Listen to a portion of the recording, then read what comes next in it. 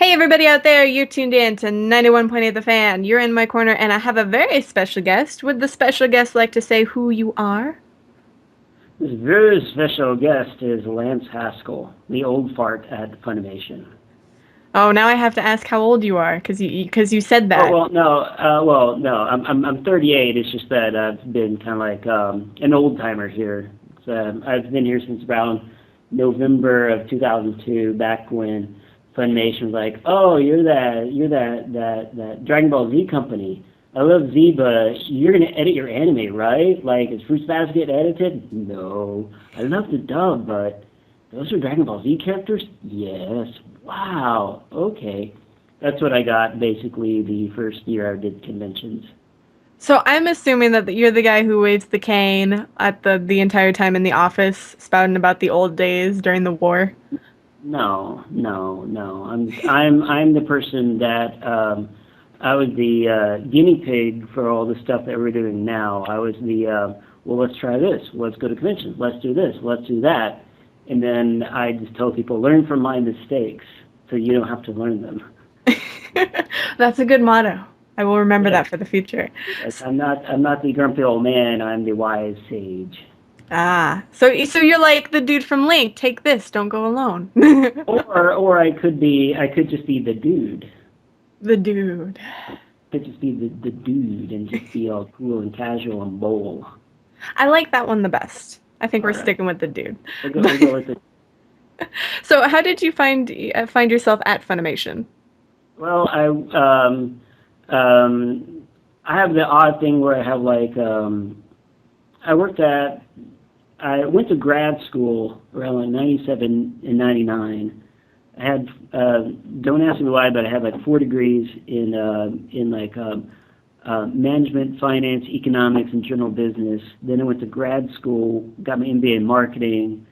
I worked at an internet agency from 99 to 2000 during the dot-com yay and crash, but we were a tradition. It was part of a traditional ad agency, so it wasn't like the big ups and downs. But it's while I was at the agency, it's kind of like you have all these clients, but it's like we're going to sell sugar water, we're going to sell faucets. Nothing's sexy about selling a faucet. Nothing's really like you can't wake up in the morning going, I'm going to sell a faucet.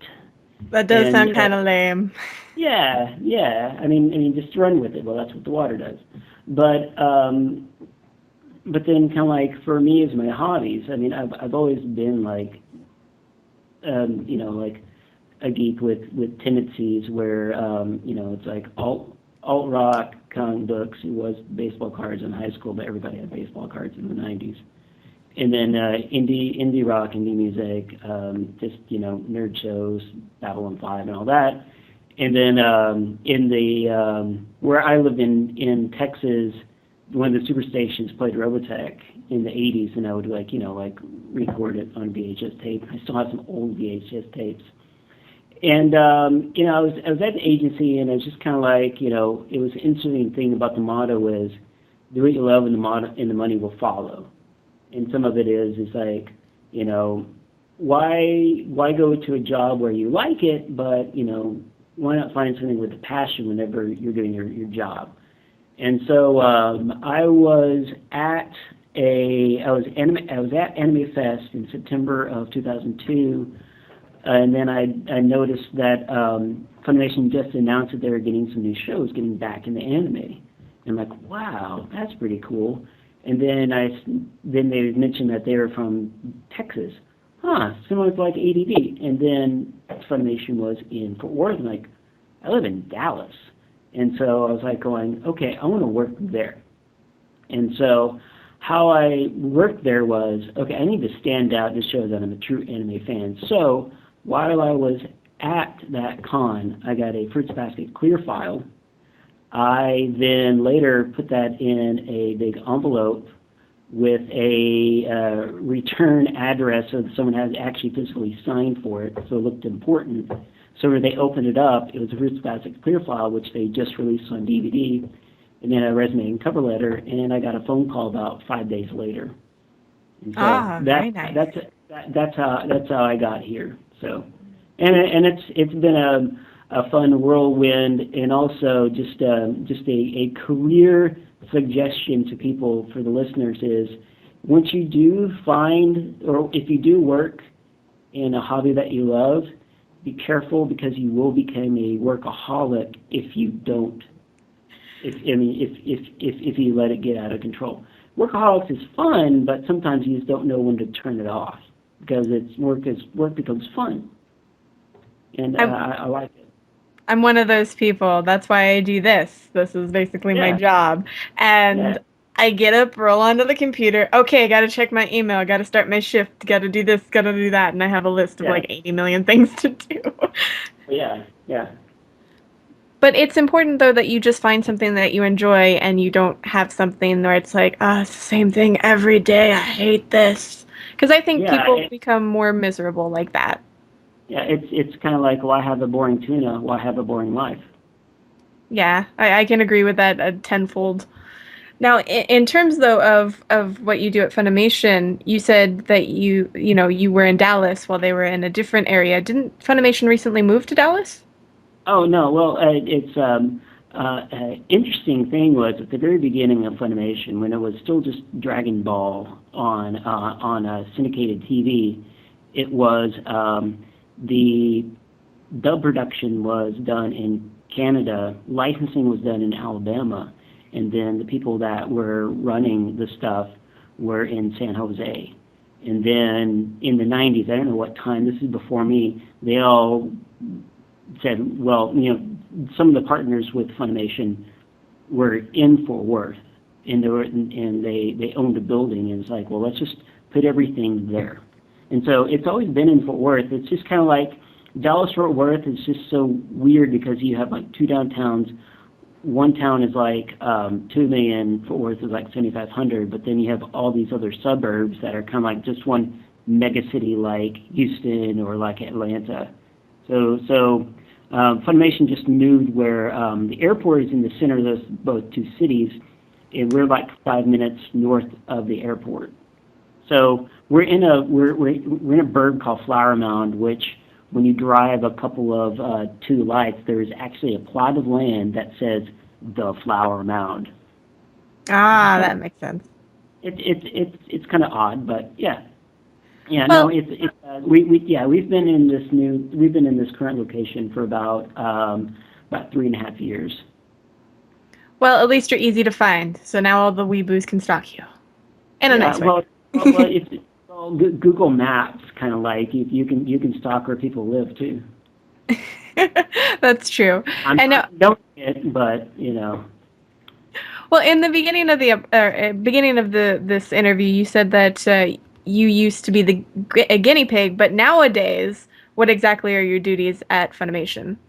okay. Well, some of the backup was when we started it was we had when I started it was Dragon Ball Z, Lupin the Third, Blue Gender, Yu Yu Hakusho, and a month before they just released Fruits Basket. And so they were recently said, hey, well, we acquired this Tenchimio GXP, and we're looking about acquiring the show from this licensor Gonzo called Kitty Grey. Let's do some research on it. And then I was kind of like the template for the marketing brand manager. Kind of like that person is kind of like it's like the caretaker of the brand, where you talk with your Japanese licensors about the strategy brand, and you have to get all the approvals for everything, and then you work with production, and then you work with creative services to create the look and feel of the title, and then you are the one that was crafting the marketing plan to whenever we're promoting titles, and whenever you see banner ads or things online, that's actually part of a plan that has a budget, and then you get that budget approved, and pretty much you're kind of like the CEO, which is like a better like term of like you're kind of like the owner of that brand, because we license the shows from Japan, but you're kind of like the person in charge of that brand to make sales and also to make it popular in America, in well, North America, because you know I always correct myself since I've been going to Anime North. Whenever I say America, I say North America. Well, now, are there any projects that you're working on or that are coming up soon that you want the listeners to know about?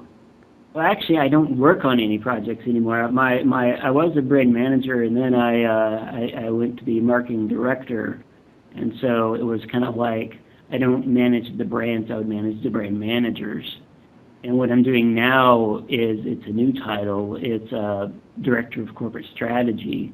But some of that is it's kind of like it's the overarching strategy and like where we see the company going, interacting with the fans, and also like new technologies, and it's basically it's kind of like I don't know it's not really but kind of like the brand manager of the Funimation brand, making certain that how we portray ourselves, how we market ourselves, how we sell ourselves, how we look and everything is kind of like who we are and kind of like current it's kind of like innovate or die, kind of like we were a long time whenever like PlayStation was digital for EST for digital episodes. We were on the forefront of that. Streaming episodes, we were trying to get the Japanese licensors to let us have streaming way before we went live. It's just trying to pioneer some things. It's like this is going to be big in 3 years. We need to learn it now because once it's big in 3 years, we need to be there at the ground floor. And that's kind of like what I do now. And also, I still do online and interact with people because I was like the first con guy, but it's like people kind of forget you because I just don't go to cons as much, and we have people that do that and are like the face and interaction of Funimation. It doesn't mean that I'm gone. I'm just there. I just don't do it. I'm just not as active.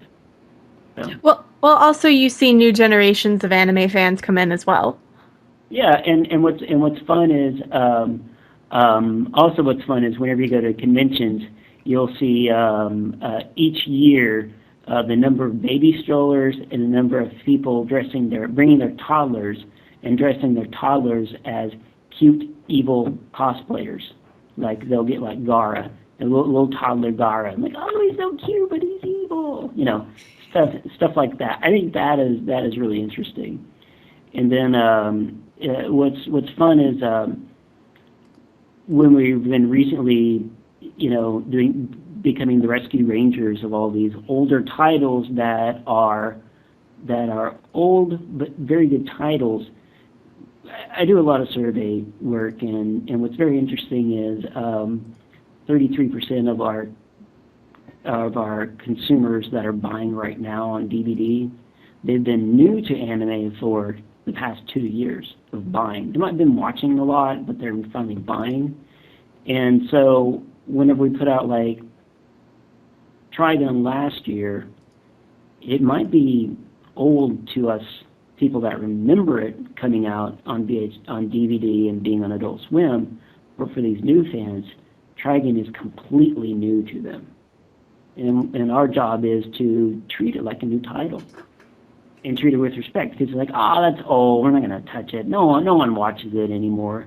But you used to be surprised how well, Trigun is, even though it's over 10 years, it is still a great story, and people still like to collect it. Well, that I can amazingly relate to because I'm always behind the times when it comes to new anime, and I've seen all this old stuff where the staff members who watch all the new anime, they don't know what I'm talking about. So I'm like out of the loop all the time. Yeah. And sometimes it's like, you have all these new fans who are like, they're doing something, this is the same, this is the same, this is the same. I want something new. Sometimes the something new is in the past. Mm-hmm. Like if you look like Bubblegum Crash and Bubblegum Crisis, there's something that no one's really recreated that. And then like if you want no one's really recreated a version of Full Metal Panic. So there's some titles that are kind of unique that no one's really copied them because it was like Tinchi, and then like, oh, here's some more harems. Here is Latina, and here are this type of harems. And now harems these days kind of go beyond what harems used to be. Harems used to be more tamer. It was just like the nosebleeds and the panty shots. And now it's like, oh, well, for the TV version, we're going to have this, this fog and these warning strips. But on the DVD version, we're going to do, frontal nudity, and that's fan service. And so it's interesting whenever people see something that is new to them, if they kind of look back in the future, and look back into the past, they'll actually find stuff new. I mean, if you told me to watch like a new harem, or if you told me to go watch Tenchi Muyo, for example, I'd go watch Yeah, Tenchi Muyo because let's be honest, I like harems because they can be cute. I'm not really there for the panty shots. Just saying. yeah. It's kind of like, do you want extreme fan service rom com or just want a rom com? Exactly. And And so, now, yeah. oh, sorry, go ahead. Okay, no, I was just agreeing. Well, in terms of older animes, is there anything that you would recommend for the fans out there to try? Well, what's fun is, and what I've been, one of my projects this week was, we're, well, it was not last expo, but the year before when we announced all those older Geneon titles.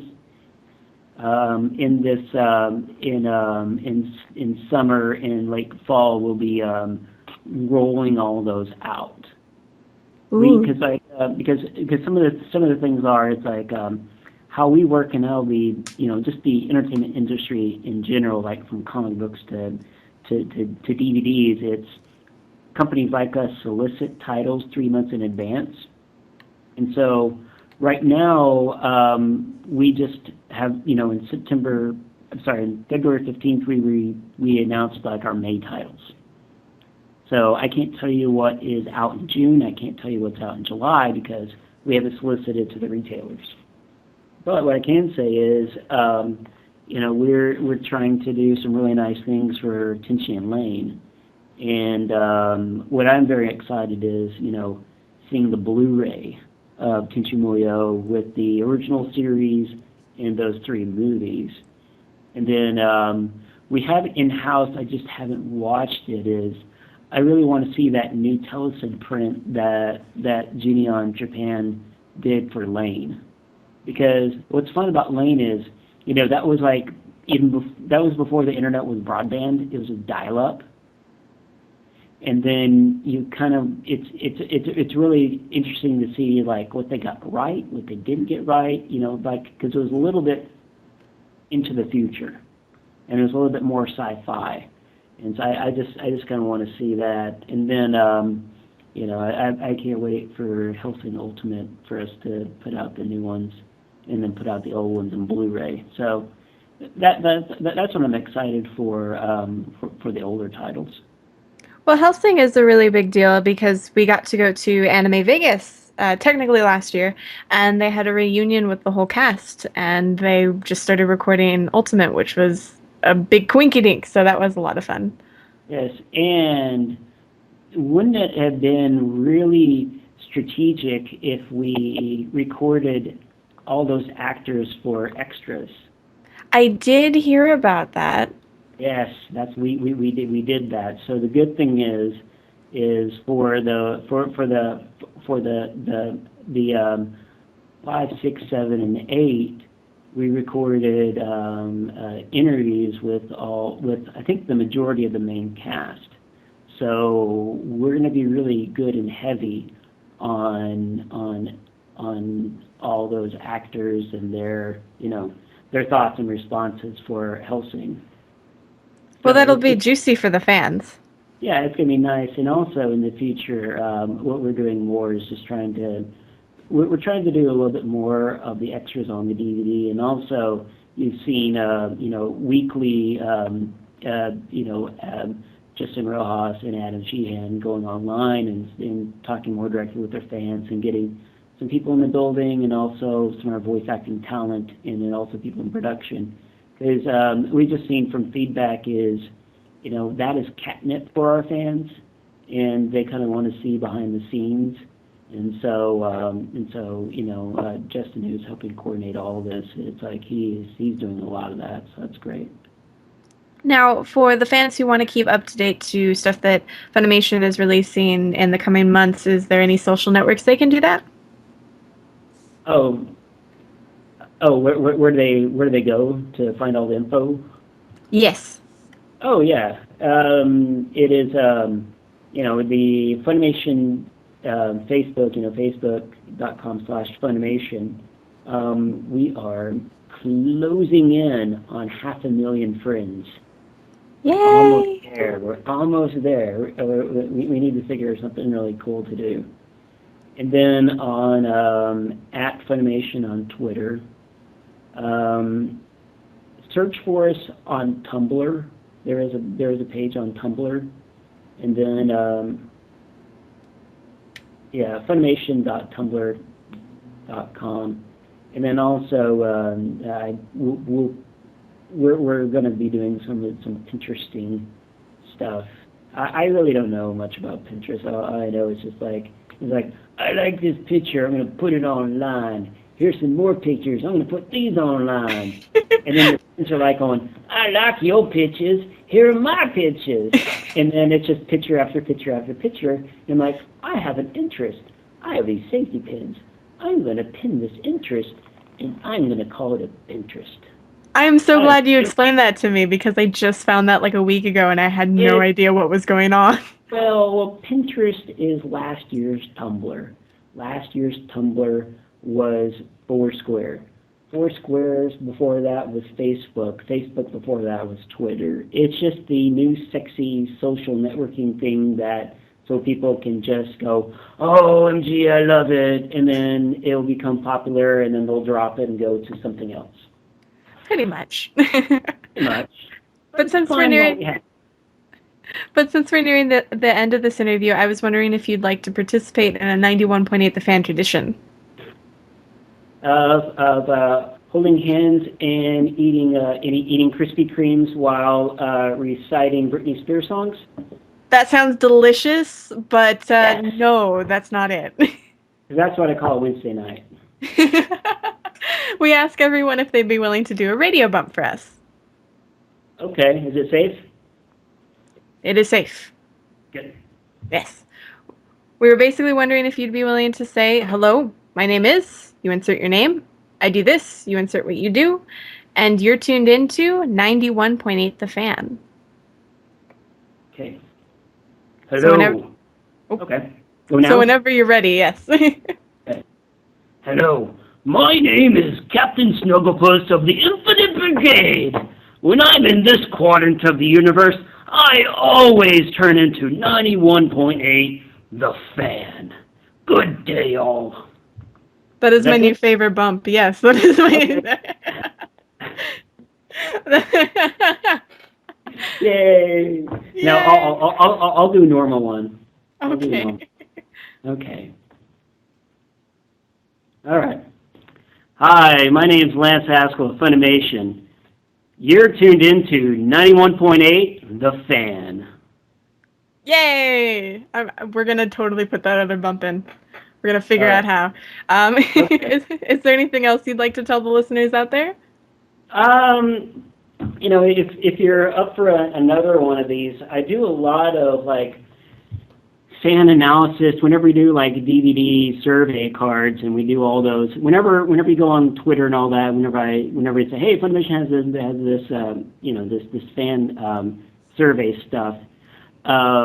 If you want to do another one, just like 15 or 30 minutes just to talk about that data, it's really interesting because I noticed I was a little bit into like the interview I had with Clarion Harpin about I caught the DVD and Blu-ray ownership. What's interesting is for just normal households, Blu-ray ownership is only 25%, but for our anime audience, when we poll people online and also within our survey cards, our audience is 68% Blu-ray ownership. Oh, wow. But what's interesting is when we ask them is, what is your preference, DVD or Blu-ray? It's half and half. Even though they have a Blu-ray player, sometimes they choose DVD. It's very peculiar.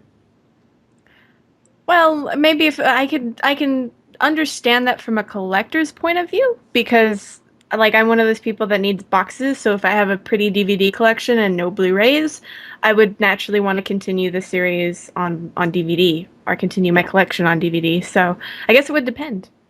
Yeah, and then also one fun thing is anime has older fans than you think, is because people think, oh, they're all just 12 to 17 and just college kids. What's interesting is 13 to 17 usually for our buying audience. It's a little younger online, but it's like 12% of 13 to 17. It's around 40% is 18 to 24, and after that it's 25 plus. So we have a lot of 25 plus fans and 35 plus. I'm in that 35 plus graphic.